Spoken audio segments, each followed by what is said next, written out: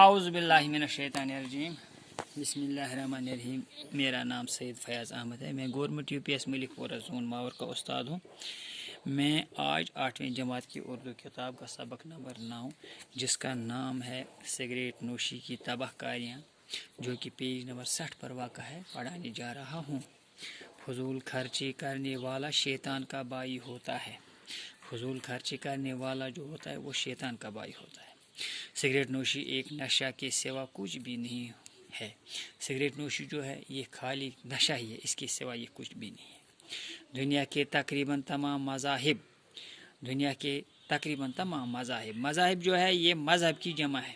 جس طرح مسلمان، ہندو، مسلم، سکھ، بودھ، عیسائی، پارسی، تو اسی طرح یہ ایک مذہب، مسلمان جو ہے یہ مذہب کا نام ہے، اسلام جو ہے یہ مذہب کا نام ہے۔ تو اسی طرح باقی مذہب تو اسی مذہب، جب بہت سارے مذہب جمع ہو جائے اس کو بولتے ہیں اردو میں مذاہب، مذہب کی جمع۔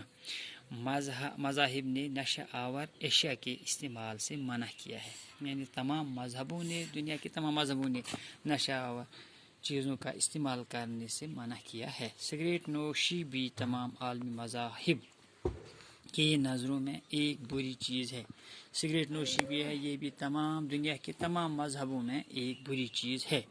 اس نشے کے مضر اثرات کی اگر گنتی کی جائے، اس نشے کی مضر اثرات، اثر کا جمع ہے اثرات، اگر ہم اس نشے کی جو مضر اثرات ہیں اگر ہم ان کی گنتی کی جائے تو ایک طویل فہرست تیار ہوگی، تو ایک بہت بڑا فہرست تیار ہو جائے گا۔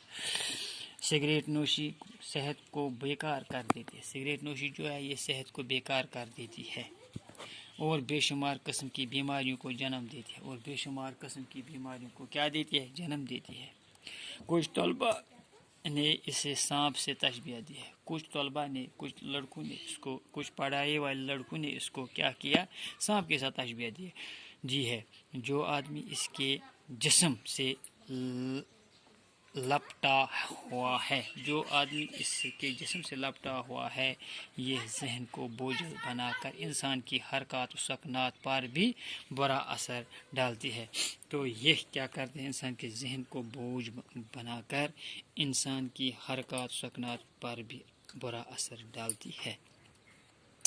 اس لیے بعض علماء نے حقہ کو مکروہ قرار دیا۔ اسی لیے بعض علماء نے حقہ، جو تمباکو ہم وہ جیری جس کو کشمیر میں بولتے ہیں، اس سے جب ہم یہ تمباکو پیتے ہیں تو اس سے بعض علماء نے اس کو مکروہ قرار دیا ہے، اور بعض نے حرام بھی، انشاءاللہ باقی ہم کل پڑھیں گے۔ باقی وسلام۔